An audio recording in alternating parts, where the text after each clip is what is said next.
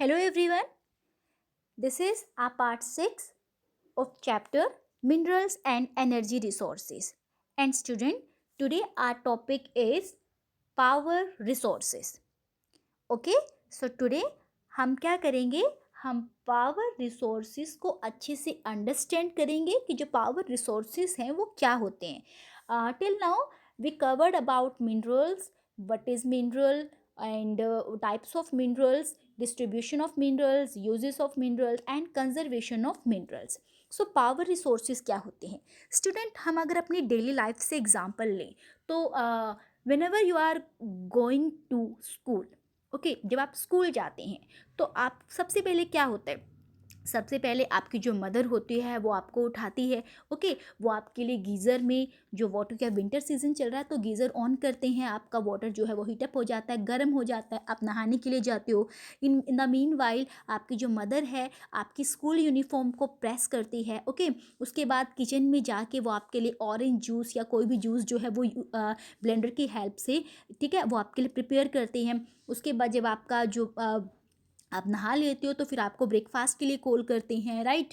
फिर वो आपके लिए जो है गैस पे या स्टोव पे आपके लिए कुछ भी फूड जो है ब्रेकफास्ट जो प्रिपेयर करती है. फिर जब आप स्कूल जाते हो तो आप क्या करते हो? आप जहाँ पे आपने ब्रेकफास्ट किया आप क्या करते हो? आप लाइट्स जो है ऑन छोड़ देते हो, आप उसको स्विच ऑफ ही नहीं करते हो. फ़ैन है, अगर आप फ़ैन यूज़ कर रहे हो किसी टाइम पे किसी भी सीज़न में तो फ़ैन ऑफ नहीं करते हो. तो उस टाइम पे क्या होता है, आपकी मदर अगर वो अवेयर हैं तो वो सोचते हैं कि हम क्या करते हैं, कि हम जो है रिसोर्सेज, जो पावर रिसोर्सेज है उनका हम बहुत ज़्यादा यूज़ करते हैं और उनकी वजह से हमारी जो लाइफ है वो कितनी कंफर्टेबल बन जाती है. लाइक विंटर सीजन में हमें पानी गर्म चाहिए तो हम गीज़र ऑन कर लेते हैं. हमें जूस बनाना है तो हमें कहीं बाहर जाने की नीड नहीं है, हम ब्लेंडर की हेल्प से जूस रेडी कर लेते हैं. ब्रेकफास्ट बहुत जल्दी रेडी हो जाता है हमारा.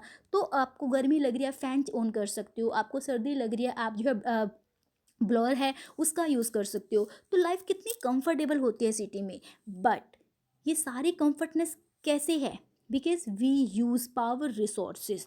और जो हमारी कैपेसिटी है यूज़ करने की, उससे कहीं मत कम जो है हमारे यहाँ पर जो गैजेट्स हैं, हमारे यहाँ पर जो रिसोर्सेज है वो बहुत कम है और हमारी कंज्यूमिंग जो कैपेसिटी है वो बहुत ज़्यादा है. तो ये सब साइंस एंड टेक्नोलॉजी की हेल्प से जो है ये सब चीज़ें पॉसिबल हुई हैं कि साइंस एंड टेक्नोलॉजी की हेल्प से हमारे जो लाइफ स्टाइल है वो चेंज होता जा रहा है और बहुत ज़्यादा फास्ट होता जा रहा है. सो ये सारी चीज़ें जो हमने अभी डिस्कस की, लाइक फ़ैन है, गीज़र है, ठीक है, आपका ब्लेंडर है या आपका जो है ब्लोअर है, ये सब चीज़ें किससे चलती हैं? पावर या एनर्जी रिसोर्सेज से. ओके, सो पावर और energy plays a vital role in our lives. हमारी लाइफ में बहुत इंपॉर्टेंट पार्ट है पावर एंड एनर्जी रिसोर्सेज का. हमें सिर्फ अपने घर के काम के लिए नहीं, इनफैक्ट इंडस्ट्रीज़ के लिए, एग्रीकल्चर के लिए, ट्रांसपोर्ट में, कम्युनिकेशन में, डिफेंस में, हर एक चीज़ में हमें पावर रिसोर्सेज की या एनर्जी रिसोर्सेज की ज़रूरत पड़ती है. अभी पावर रिसोर्सेज होते क्या हैं? लाइक मदर ने आपके क्लॉथ को आयरन किया तो आयरन के लिए क्या यूज़ होती है? इलेक्ट्रिसिटी. ओके, आपने जो गीज़र में अपने पानी गर्म किया उसके लिए इलेक्ट्रिसिटी यूज़ होती है. ऐसे ही आपने जबकि मदर ने ब्रेकफास्ट जो है आप प्रिपेयर किया गैस पे तो उसके लिए आपका एलपीजी जो सिलेंडर है वो यूज़ होता है, मीन्स आपकी सीएनजी गैस यूज़ हो रही है. ओके, आप स्कूल तक जाते हो, आप बस में जा रहे हो, उसके लिए आपका क्या है? डीजल पेट्रोल यूज़ होता है. तो वो भी आपका एक पावर रिसोर्स है. सो हमारे डिफरेंट टाइप के जो है एनर्जी रिसोर्सेज होते हैं जो एनर्जी जो है प्रोवाइड करते हैं, जिनकी हेल्प से हमारे गैजेट्स चलते हैं. सो उसके बेस पे हम क्या करते हैं? पावर रिसोर्सेज को हम कैटेगराइज करते हैं टू टाइप्स में. एक हमारे होते हैं कन्वेंशनल रिसोर्सेज, ओके, और दूसरे हमारे होते हैं non conventional resources. There are two types of resources, energy resources. One is conventional and other is non conventional. So conventional resources क्या होते हैं? अगर मैं सिंपल टर्म में बताऊं तो कन्वेंशनल रिसोर्सेज आपके वो रिसोर्सेज होंगे which are commonly use for a long period of time. जिनको आप बहुत पुराने टाइम से यूज़ करते आ रहे हो, बहुत लॉन्ग टाइम से यूज़ करते आ रहे हैं, वो हमारे क्या होते हैं? कन्वेंशनल रिसोर्सेज होते हैं. ओके। और जैसे कि आपकी फायरवुड है या फॉसिल फ्यूल्स हैं, वो हमारे कन्वेंशनल एनर्जी रिसोर्सेज हैं। फायरवुड जैसे कि आपका मतलब जैसे लकड़ी होती है, टिम्बर, हम उसका यूज़ करते हैं, ठीक है। कोल है, पेट्रोलियम है, नेचुरल गैस है, उनका हम यूज़ करते हैं। तो ये हमारे क्या होते हैं, कन्वेंशनल एनर्जी रिसोर्सेज होते हैं, जिनको आप बहुत लॉन्ग टाइम से यूज़ करते आ रहे हो। जैसे फायरवुड है, कुकिंग के लिए, हीटिंग के लिए यूज़ होता है, ठीक है। हमारी कंट्री के अंदर जो है 50% जो एनर्जी है विलेजेस में, वो फायरवुड से ही आती है। जैसे कि प्लांट्स एंड एनिमल्स हैं, जब वो मतलब वो बिल्ड हो जाते हैं अंडर द अर्थ, तो मिलियन ऑफ ईयर्स के बाद जो है वो हीट और प्रेशर के साथ जो है फॉसिल फ्यूल्स में कन्वर्ट हो जाते हैं। ये इंपॉर्टेंट है, ये मोस्ट ऑफ द टाइम हम पढ़ते आ रहे हैं कि फॉसिल फ्यूल्स क्या होते हैं, जैसे कि कोल, पेट्रोलियम, नेचुरल गैस, ये मेन सोर्स ऑफ एनर्जी होती हैं। और ये बनती कैसी हैं, जो प्लांट्स एंड एनिमल्स होते हैं, जो वो अंडर द अर्थ जो है बिल्ड हो जाते हैं, तो बिलियंस ऑफ ईयर्स के बाद जो है वो हीट और प्रेशर की वजह से कन्वर्ट होकर फॉसिल फ्यूल्स में कन्वर्ट हो जाते हैं। ये हमारे क्या होते हैं, कन्वेंशनल सोर्स ऑफ एनर्जी होते हैं, ठीक है, जिनको आप बहुत लॉन्ग टाइम से यूज़ करते आ रहे हैं। तो अब इसमें जैसे फॉर एग्जांपल ऑयल है या जो नेचुरल गैस है, ठीक है, इनका क्या यूज़ है, इनके एडवांटेज क्या हैं और इनके डिसएडवांटेज क्या हैं। देखिए, जो ऑयल है, ऑयल का मेनली यूज़ क्या होता है, ऑयल या जो नेचुरल गैस है, ऑयल जो होता है वो ट्रांसपोर्ट में मेनली यूज़ होता है, टैंकर्स वगैरह में। और जो पेट्रोकेमिकल इंडस्ट्रीज़ होती है, उनका ये बेस होता है, उनमें बेसिकली यूज़ होता है। और जो नेचुरल गैस है वो भी पाइपलाइंस की हेल्प से ट्रांसपोर्टेशन में यूज़ होती है।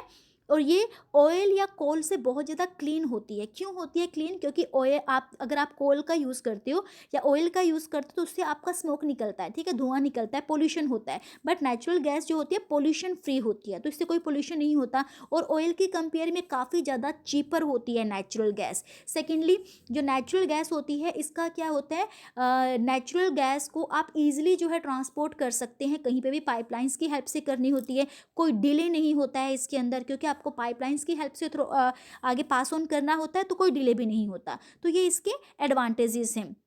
अब इनके डिसएडवांटेज क्या हैं कि कई बार क्या होता है, ऑक्सीजन की सप्लाई प्रॉपर ना होने की वजह से कई बार जो पाइप्स होती है वो लीक हो जाती हैं। तो लीक होने की बाद जो है फाइंड आउट करना बड़ा मुश्किल होता है, क्योंकि इतनी लंबी लंबी गैस पाइपलाइंस होती हैं। लाइक एक पाइपलाइन है HVJ, हजीरा विजयपुर जगदीशपुर। हजीरा जो है गुजरात में है, विजयपुर मध्य प्रदेश में है और जगदीशपुर यूपी में है। तो गुजरात से लेके मध्य प्रदेश और यूपी तक इतनी लंबी पाइपलाइन जो है बनी हुई है। तो बड़ा मुश्किल है इतनी लंबी पाइपलाइन के अंदर लीकेज फाइंड आउट करना, ठीक है। तो और दूसरा, इनसे क्या होता है, ये जो है अगर उसके बाद अगर बीच में कहीं पे भी चोरी हो जाए, अगर कोई मतलब बीच में लीक कर दे, तो वो भी फाइंड आउट करना बड़ा मुश्किल होता है, ठीक है। उसके बाद नेक्स्ट हमारा आता है फायरवुड एंड कोल।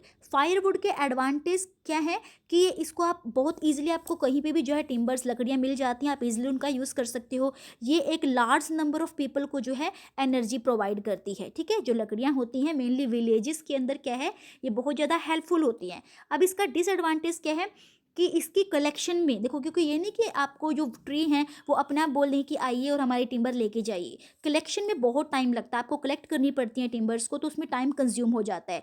और जब आप इनको जो है बर्न करते हैं तो उससे पोल्यूशन बहुत ज़्यादा निकलता है, ठीक है, पोल्यूशन बहुत होता है। ग्रीन हाउस इफेक्ट को जो है ये प्रमोट करता है। और डिफोरेस्टेशन इससे होता है, क्योंकि आप ट्रीज़ की वुड कट करोगे तो उससे क्या होगा, ट्रीज़ कम होंगे, तो डिफोरेस्टेशन होता है, ठीक है, पेड़ कम हो जाते हैं। कोल का क्या एडवांटेज है, कोल जो है आपको बहुत एरिया में आपको मिलेगा। ये एक तरह से इलेक्ट्रिसिटी की फॉर्मेशन में भी बहुत ज़्यादा इंपॉर्टेंट है, और कोल एक एनर्जी रिसोर्स भी है। बट इससे क्या होता है, पोल्यूशन बहुत ज़्यादा होता है, ठीक है, और ये बहुत ज़्यादा हैवी होता है, तो इसलिए इसको ट्रांसपोर्ट करके लेके जाना बहुत ज़्यादा मुश्किल होता है, ठीक है। तो ये इसका एक डिसएडवांटेज है। सो आई होप स्टूडेंट, आपको ये जो पार्ट है, यहाँ तक कोल तक का जो पार्ट है वो आपको क्लियर हो गया होगा, ठीक है। आप अच्छे से एक बार एनसीईआरटी को रीड कीजिए। If you have any problem then discuss with me. Meet you in our next lecture. Till then keep learning. Have a good